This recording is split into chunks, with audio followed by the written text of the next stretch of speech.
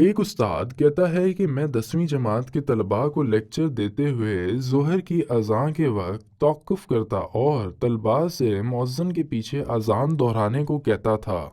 میں نے ان سے کہا کہ اذان اور اقامت کے درمیان جو دعائیں مانگی جائیں وہ قبول ہوتی ہیں۔ ہر بار میں ایک طالب علم کو دیکھتا جو اس وقت سے بہت فائدہ اٹھاتی تھی۔ وہ اپنے ساتھیوں کے مقابلے بہت زیادہ خشوع اور اخلاص کے ساتھ دعا کرتی تھی۔ ایک دن میں اس کی نوٹ بک چیک کر رہی تھی اور میں نے مسکرا کر اس سے کہا، تم مجھے حیران کرتی ہو، کیونکہ جب بھی میں اذان اور اقامت کے درمیان نماز کے لیے وقفہ کرتی ہوں تو میں دیکھتی ہوں کہ آپ اس وقت میں اپنے دیگر ساتھیوں کے مقابلے میں بہت زیادہ اخلاص کے ساتھ دعا کرتی ہیں۔ اس نے کہا، الحمدللہ میں 5ویں جماعت میں تھی جب مجھے پہلی بار معلوم ہوا کہ اذان اور اقامت کے درمیان دعائیں قبول ہوتی ہیں۔ تب سے میں اس دورانے میں پوری توجہ کے ساتھ دعا کرتی ہوں۔ ایک دعا ہے جو میں خاص طور پر کرتی ہوں۔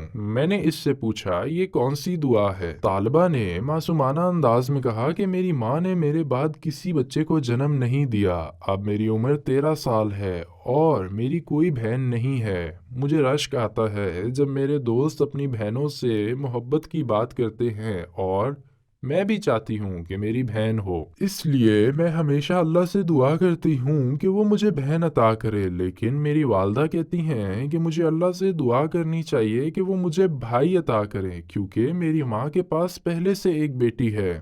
میں ہر بار اللہ سے دعا کرتی ہوں کہ وہ ہمارے لیے ایک لڑکی اور میری ماں کے لیے ایک لڑکا اور دوسرا لڑکا بھی دے تاکہ میرا بھائی تنہا محسوس نہ کرے۔ میں نے کہا آمین۔ میں نے نوٹ بک اسے واپس کر دی۔ وقت گزرتا گیا اور وہ لڑکی کالج کے فائنل ایئر میں پہنچ گئی۔